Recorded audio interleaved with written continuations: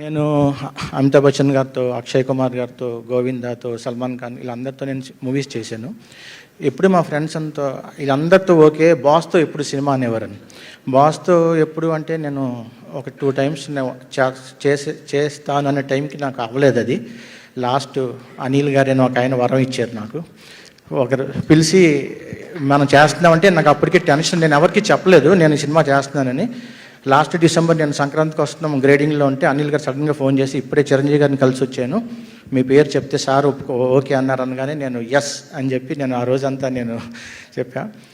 తర్వాత ఇది అయిపోతే 11th నైట్ మూవీ రిలీజ్ అయిన తర్వాత మార్నింగ్ 2 నుంచి ఈ రోజు వరకు నాకు ఎప్పుడు అసలు ఫోన్స్ రావు.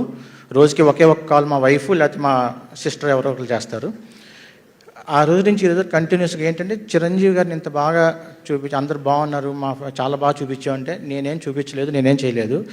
ఎందుకంటే అవుట్డోర్లో నేను సార్ని చూస్తే నేను మార్నింగ్ 5:20కి వాకింగ్కి వెళ్తుంటే ఆయన ఆల్రెడీ జిమ్లో ఉండి 5:20 నుంచి 6:50 వరకు 1.5 hour మార్నింగ్ జిమ్లో చేసి 7:38కి ఆయన షార్ట్కి వచ్చేసేవారు. సేమ్ మళ్ళీ ఈవినింగ్ ప్యాకప్ అయ్యి హోటల్కి వెళ్తుంటే మళ్ళీ 45 minutes ఈవినింగ్ మళ్ళీ జిమ్లో కనిపించేవారు ఆయన నాకు.